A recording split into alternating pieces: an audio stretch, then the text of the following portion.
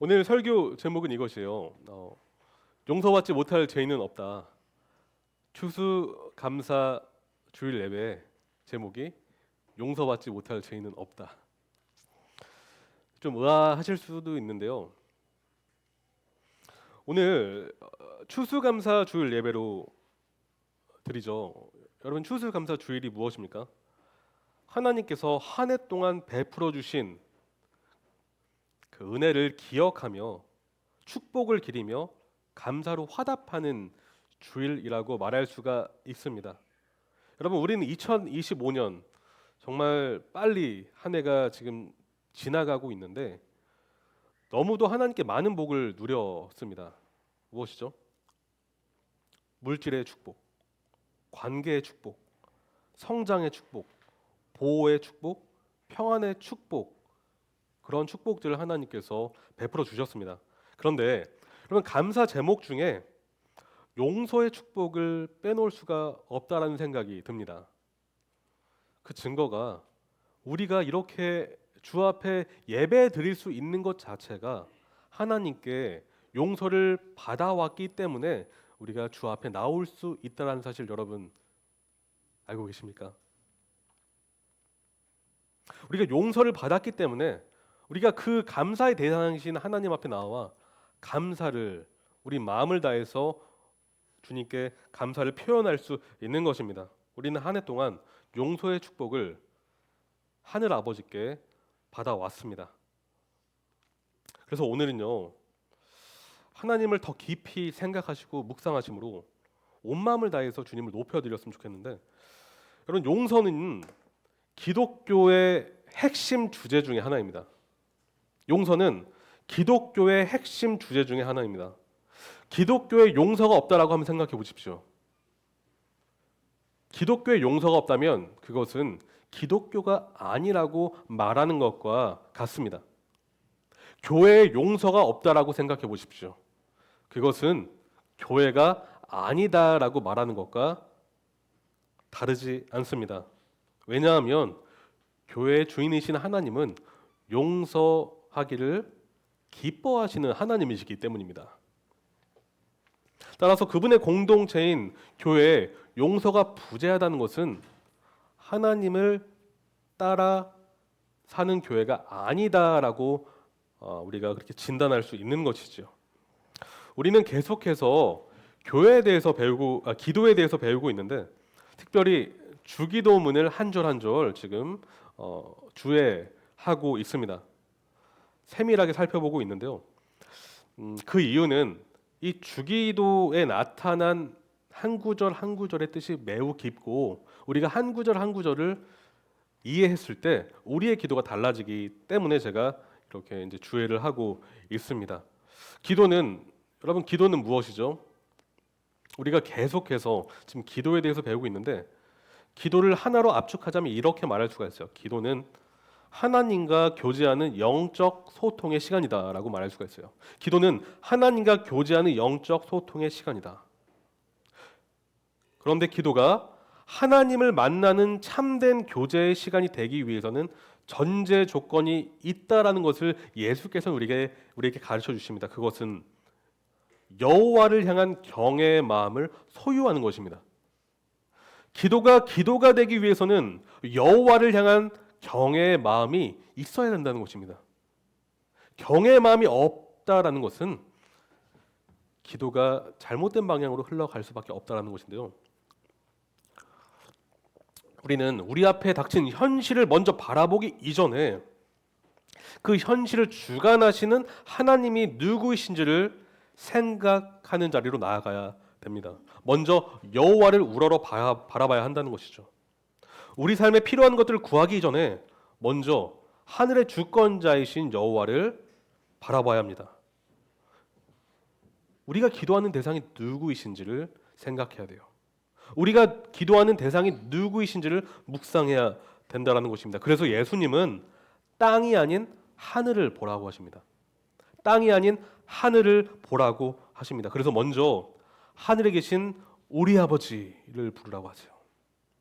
여러분, 하늘에 계신 우리 아버지, 이 표현은 제가 설명드렸지만 함축적이지만 매우 깊은 의미가 있다라고 말씀드렸습니다. 이 안에는 하나님의 영광, 하나님의 존귀하심, 하나님의 왕 되심, 하나님의 주권자 되심이 포함된 그런 것입니다. 여러분, 우리가 하나님을 기도의 시간에 배워왔는데, 여러분 하나님이 누구이시죠? 하나님은 자존하시고, 하나님은 자족하시며, 하나님은 영원하신 여호와이십니다. 하나님은 무한하신 하나님, 전지전능하신 여호와이십니다. 하나님은 거룩하시고 공의로우시며 죄에 대해서 진노하시지만 사랑과 은혜와 자비가 풍성하신 여호와이십니다. 여러분, 그래서 우리가 주기도문을 차근차근 따라가다 보면 결국 이 사실을 깨닫습니다. 아, 나의 뜻보다 하나님의 뜻이 더 선하시구나. 아, 나의 생각보다 하나님의 생각이 더 옳으시구나.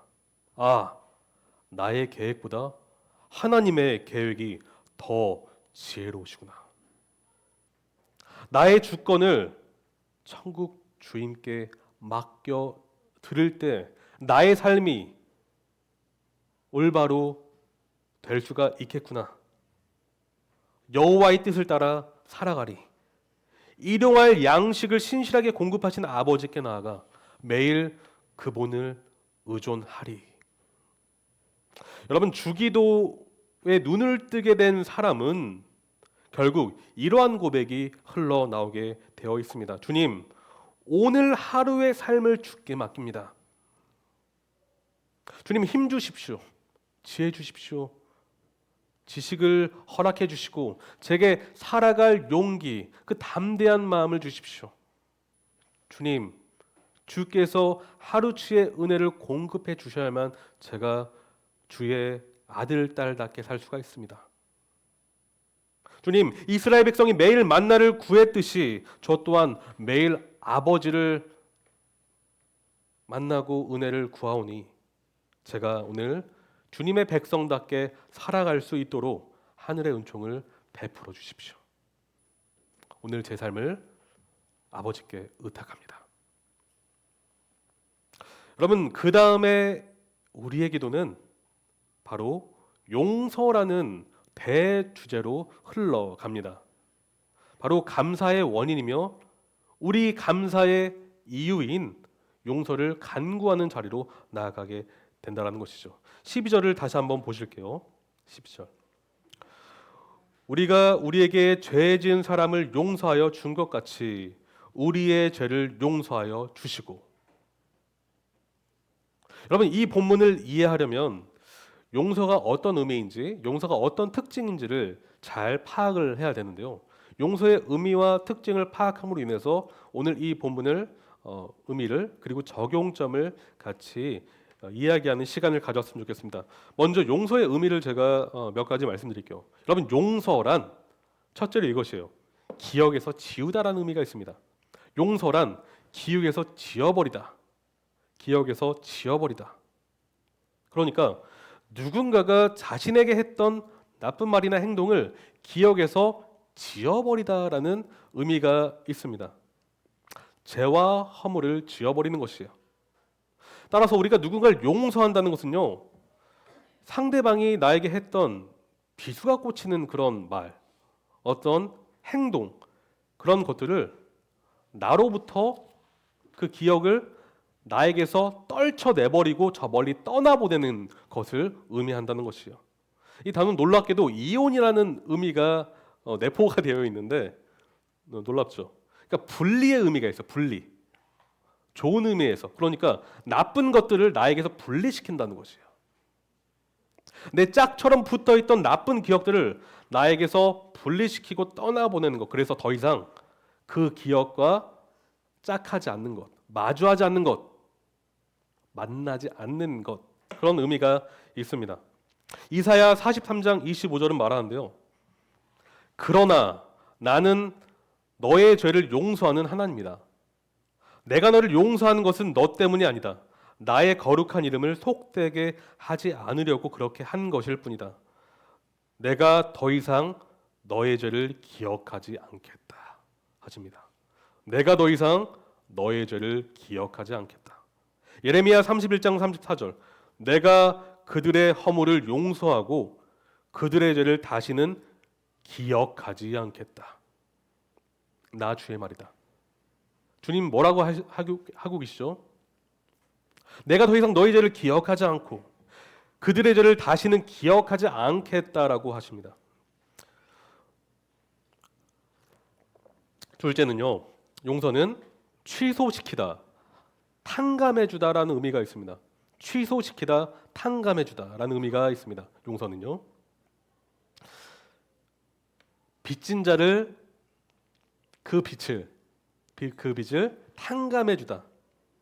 성경은 죄를 빚, 곧 채무로 비유하는 그런 경우가 참 많습니다. 그러므로 용서한다는 것은 이런 것이요, 죄를 취소시키며 죄라는 빚을 탕감해주는 그런 의미가 있다는 것이죠.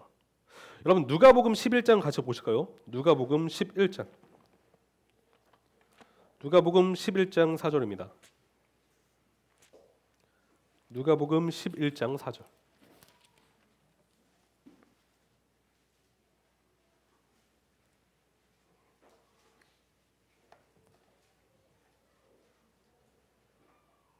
같이 한번 읽어보겠습니다. 시작. 우리의 죄를 용서하여 주십시오. 우리에게 빚진 모든 사람을 우리가 용서합니다. 우리를 시험에 들지 않게 하여 주십시오. 우리에게 빚진 모든 사람, 이 빚이라는 것은 어떤 채무, 그런 빚진 돈을 빚진 것을 말한다기보다는 영적인 빚, 그 죄에 대해서 이야기하고 있다라고 볼 수가 있습니다. 셋째는요, 용서는 법적 책임을 면제해주다라는 의미가 있어요. 법적인 책임을 면제해주다, 무효화하다라는 의미가 있는데, 그러므로 용서라는 것은 이것입니다. 죄인이 받아야 될 마땅한 형벌, 즉 죄책을 면제해 준다라는 의미가 있다는 것이죠. 골로새서 2장 14절은 말하는데 제가 읽겠습니다. 골로새서 2장 14절. 하나님께서는 우리에게 불리한 조문들이 들어있는 빚 문서를 지어버리시고 그것을 십자가에 못 박으셔서 우리 가운데 제거해 버리셨습니다. 그럼 여기서 빚 문서, 채무 증서인데 영적인 채무 증서를 어떻게 하셨다라고 하고 있죠? 십자가에 못 박으셨다라고 하고 있어요. 여러분 십자가에 못 박는 게 무엇입니까? 죽인다는 것입니다. 생명을 끊어버린다는 것이에요. 그러므로 채무 증서를 십자가에 못 박았다는 것은 죄책에 대한 종결을 의미한다는 것입니다. 그러므로 용서받았다는 것은 죄책으로부터 면제를 받았다라고 이해하시면 될 것 같은데, 그런데 여러분 질문이 하나 생겨요.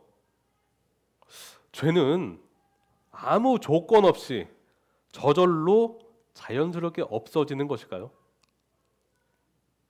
용서하신 하나님께서 그냥 가만히 있어도 용서해 주시는 것일까요? 우리가 지은 죄이든 남이 지은 죄이든 우리 기억에서 사라진다면 저절로 용서가 되는 것일까요?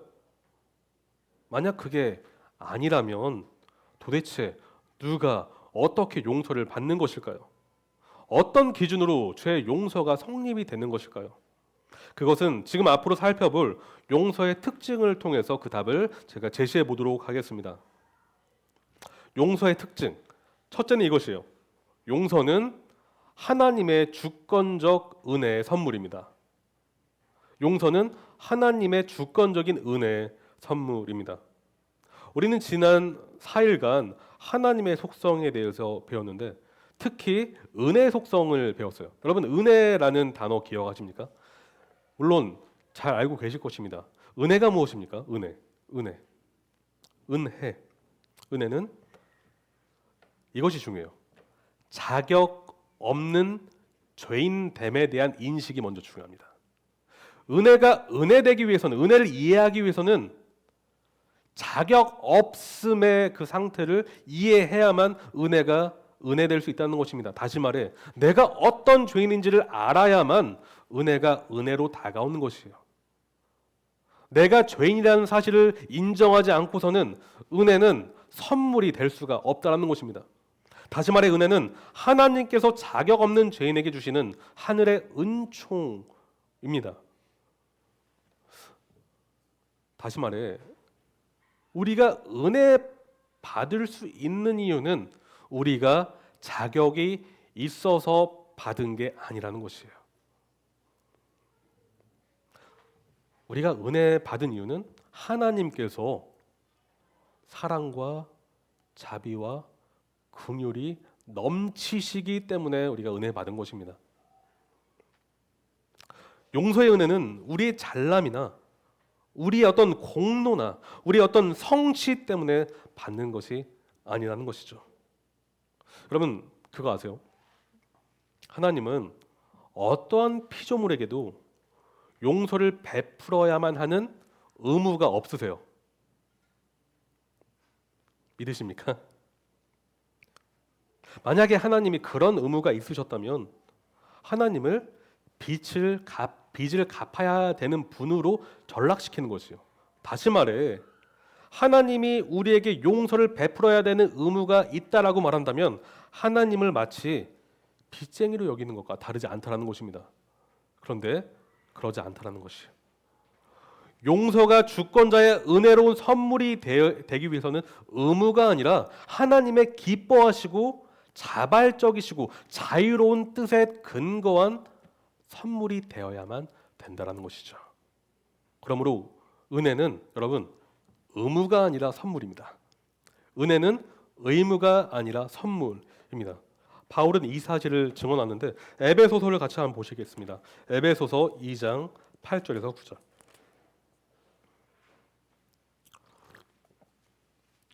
에베소서 2장 8절에서 9절을 같이 한번 읽어보도록 하겠습니다.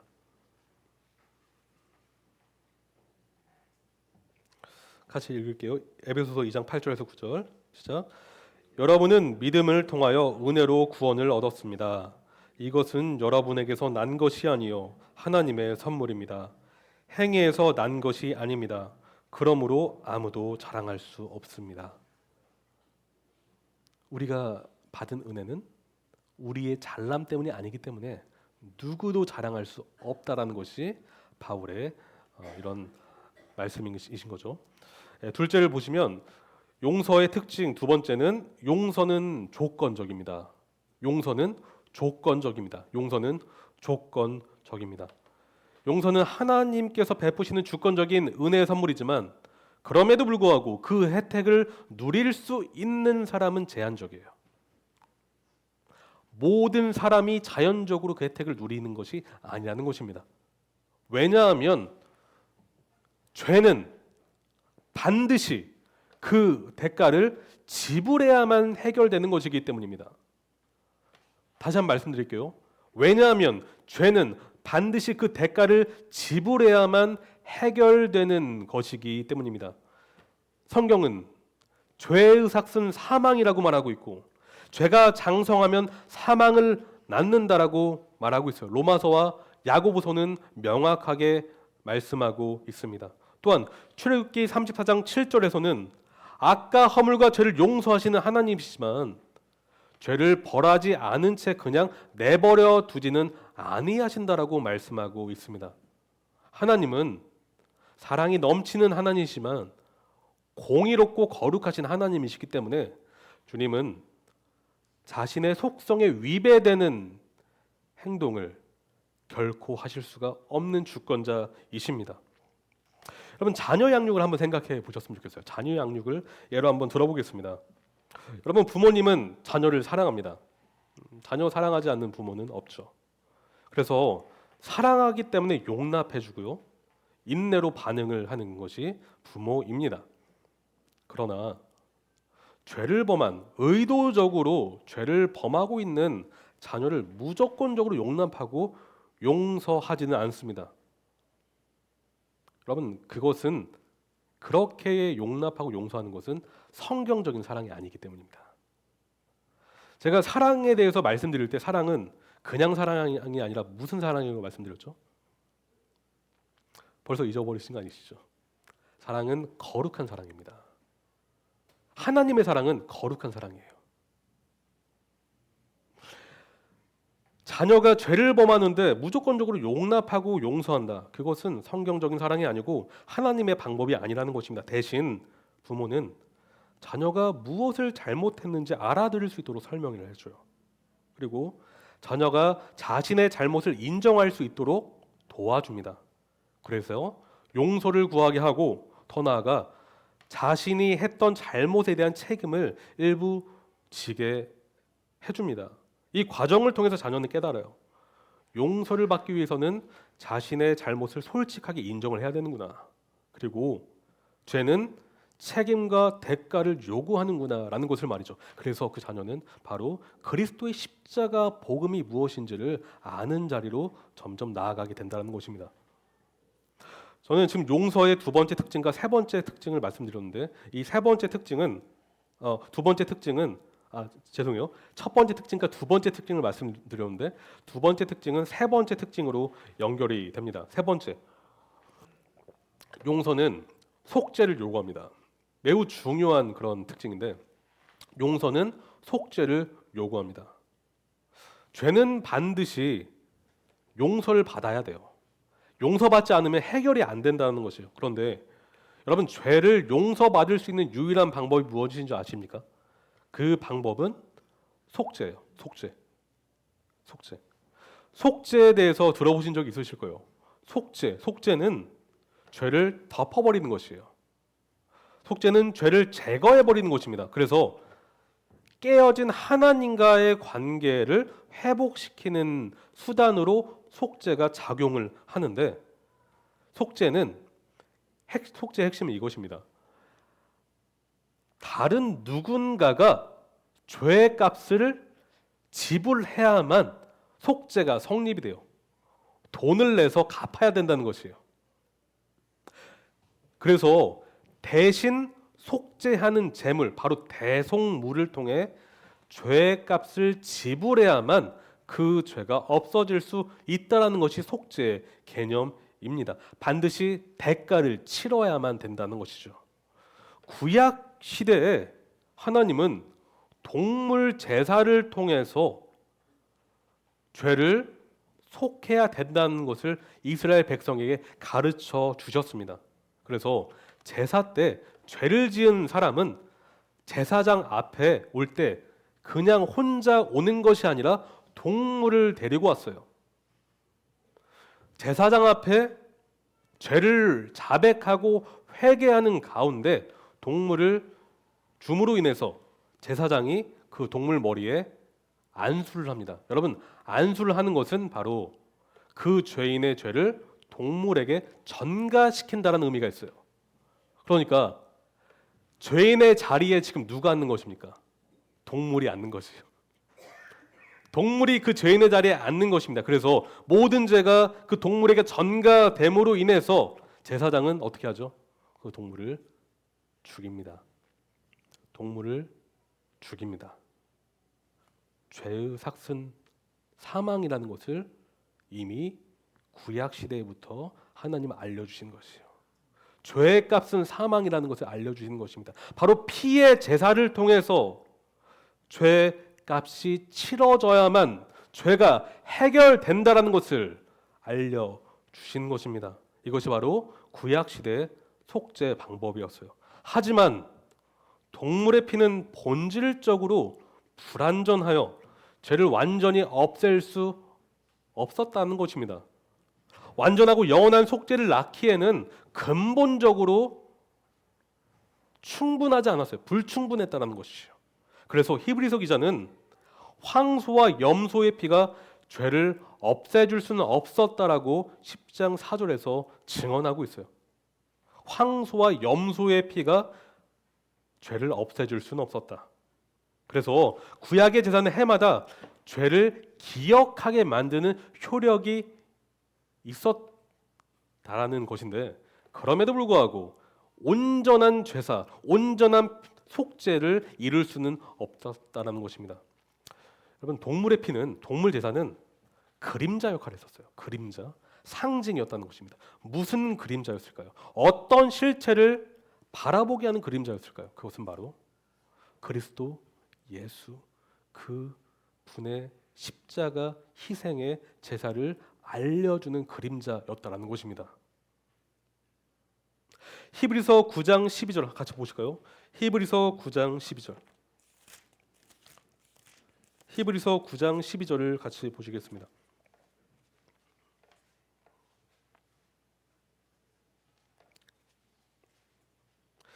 (9장 12절을) 같이 한번 읽어볼게요. 히브리서 9장 12절 같이 읽겠습니다. 시작. 단 한 번의 지성소에 들어가셨습니다. 그는 염소나 송아지의 피로서가 아니라 자기 피로써 우리에게 영원한 구원을 이루셨습니다. 25절 26절 같이 읽겠습니다. 대제사장은 해마다 짐승의 피를 가지고 성소에 들어가지만 그리스도께서는 그 몸을 여러 번 바치실 필요가 없습니다. 그리스도께서 그 몸을 여러 번 바치셔야 했다면 그는 창세 이래로 여러 번 고난을 받아야 하셨을 것입니다.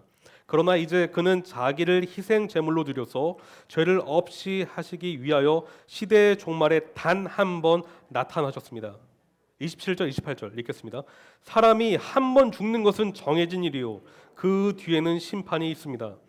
이와 같이 그리스도께서도 많은 사람의 죄를 짊어지시려고 단 한 번 자기 몸을 제물로 바치셨고 두 번째로는 죄와는 상관없이 자기를 기다리고 있는 사람들에게 나타나셔서 구원하실 것입니다.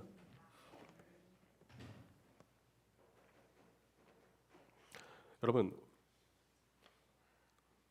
예수께서 희생 제물이 되셨어요. 믿겨지십니까? 하나님께서 제물이 되셨다는 것입니다. 제물. 누굴 위한 제물이었습니까? 예수님은 죄가 없는 하나님이십니다. 그런데 제물이 되셨어요. 스스로 자처하심으로 제물이 되셨어요. 왜 제물이 되셨어야 했습니까? 바로 우리를 살리시기 위해서 제물이 되셨다는 것이에요.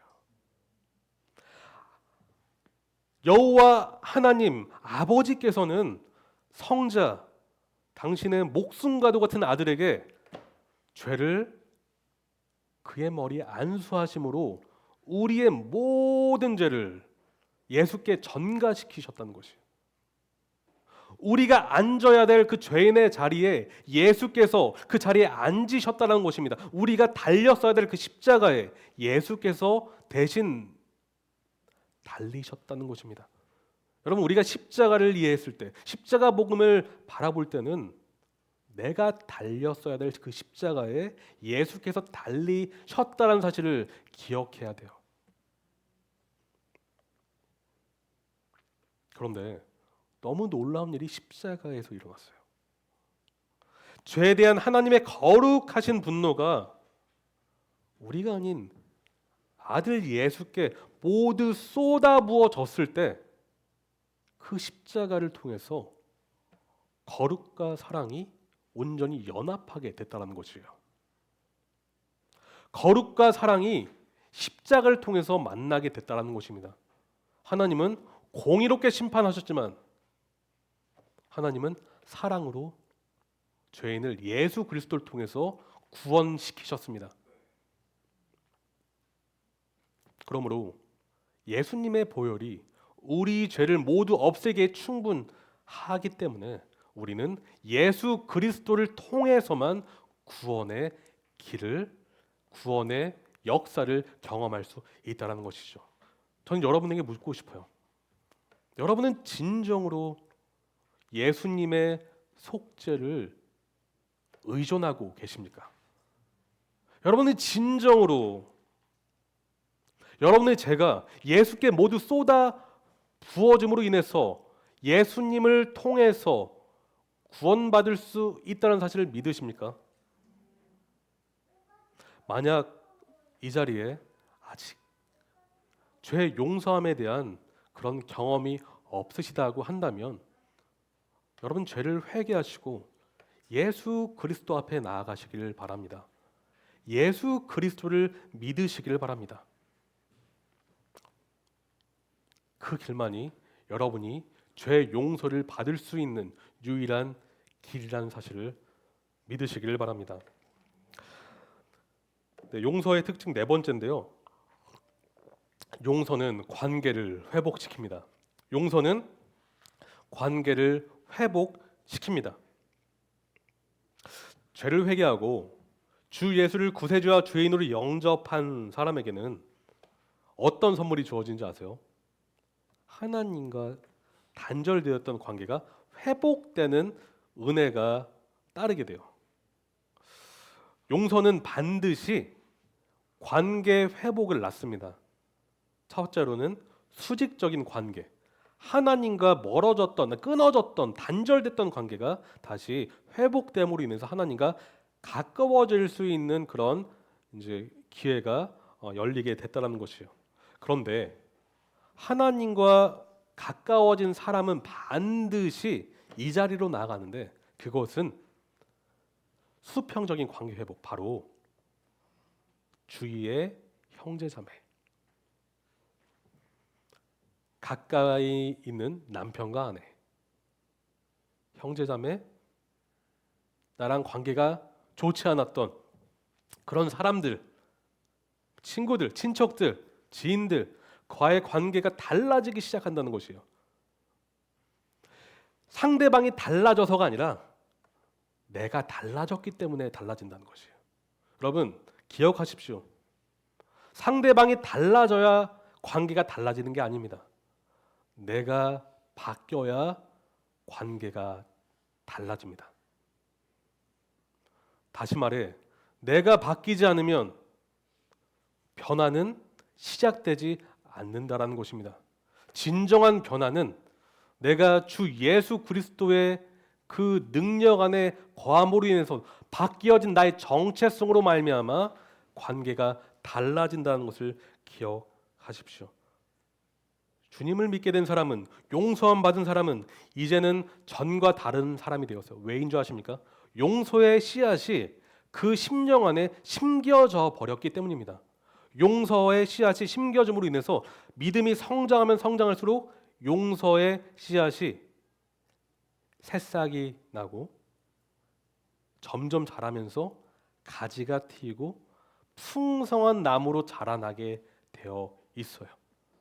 그런데 용서의 그 나무가 전혀 자라지 않는다라는 것은 이미 씨앗 자체가 심겨지지 않았을 확률이 굉장히 높다라는 것입니다.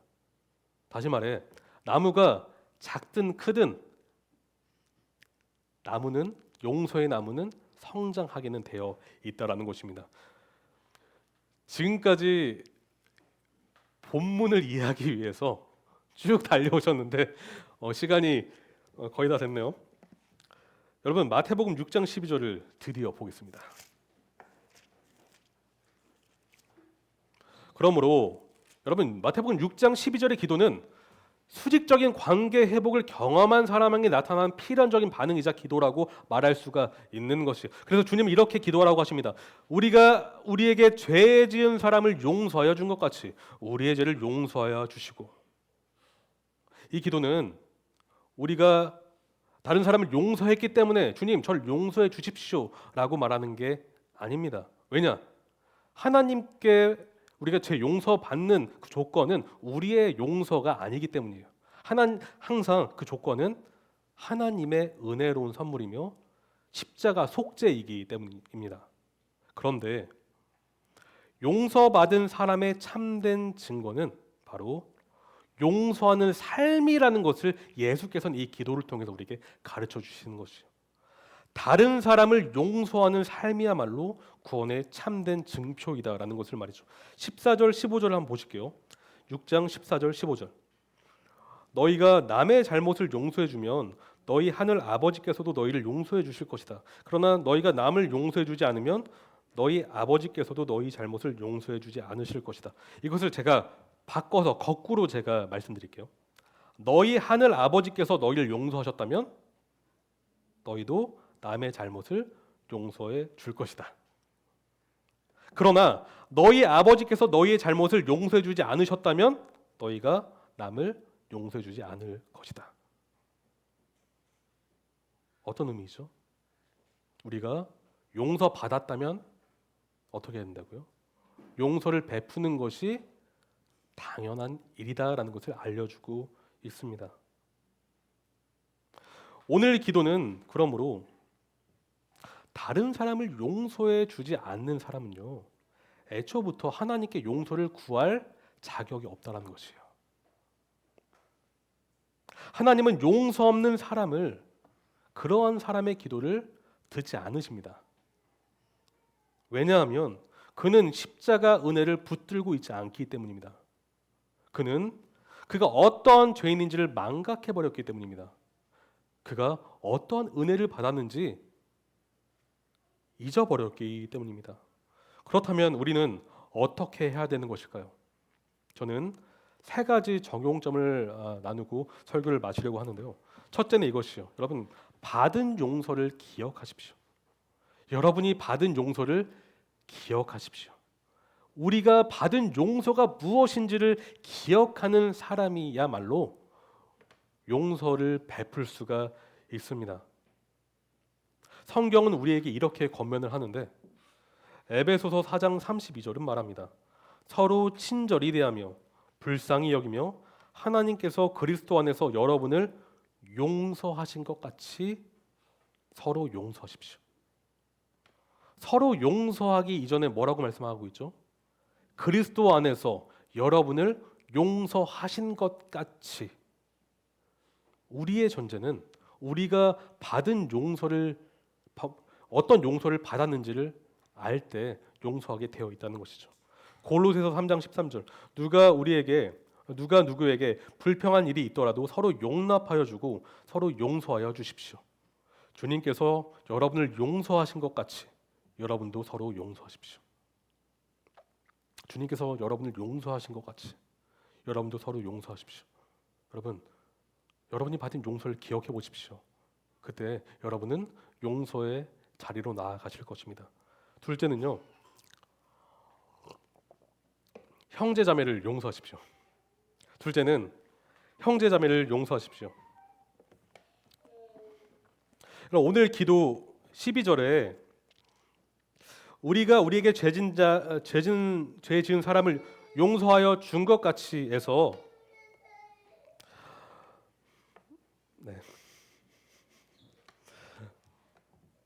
번역에는 생략이 됐는데 또한이라는 강조형 부사가 여기 있어요. 강조형 부사. 우리가 우리에게 죄 지은 사람을 또한 용서해 준 것 같이 강조형 부사가 있는데 이 말은 뭐냐면요, 우리가 형제 자매를 먼저 용서하라는 의미가 포함되어 있는 것입니다. 하나님께 기도하기 전에 먼저 용서의 자리로 나아가라. 먼저 용서의 자리로 나아가라. 결단하라. 하나님을 바라보며 용서의 자리로 나아가라 라고 말이죠. 마태복음 18장에 나오는 용서할 줄 모르는 종이 되어서는 우리는 안 됩니다. 그는 주인께 수많은 돈을 탕감받았지만 단돈 몇 푼의 돈을 갚지 않는 자기 친구를 용서하지 않은 그 종.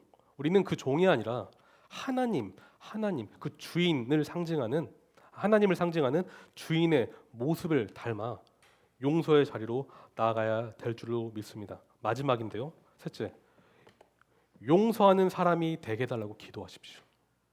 용서하는 사람이 되게 해달라고 기도하십시오. 결국 오늘 예수께서 우리에게 가르쳐 주신 기도의 요점은 하나님과 같이 용서하는 아들, 딸이 되게 해달라고 기도하라는 것입니다.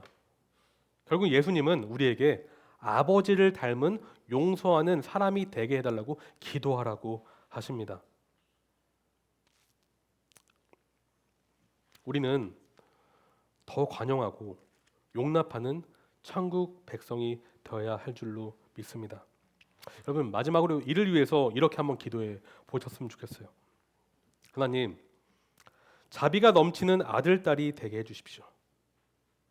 주님, 저에게 죄를 범한 자에게 사랑과 긍휼로 반응하는 천국 시민이 되게 하여 주십시오. 주님, 그들에게 따뜻하고 친절하게 대면하여 죄를 돌이킬 수 있도록 권면하게 도와주십시오. 하나님께서 주 예수를 통해 우리를 용서하신 것 같이 그를 용서할 수 있는 마음을 주십시오. 주님, 도와주시옵소서. 네, 설교를 마치겠습니다. 이 시간 주님께 기도하는 시간을 가졌으면 좋겠는데요. 오늘 배운 이 기도가 나의 기도가 되게 해달라고, 정말 용서하는 자녀가 되게 해달라고. 그래서 하나님이 저희를 받아주셨듯이, 그래서 내가 속한 그런 공동체가 변화가 됐듯이 그런 변화를 갖게 해달라고 우리 같이 기도하는 시간 갖도록 하겠습니다.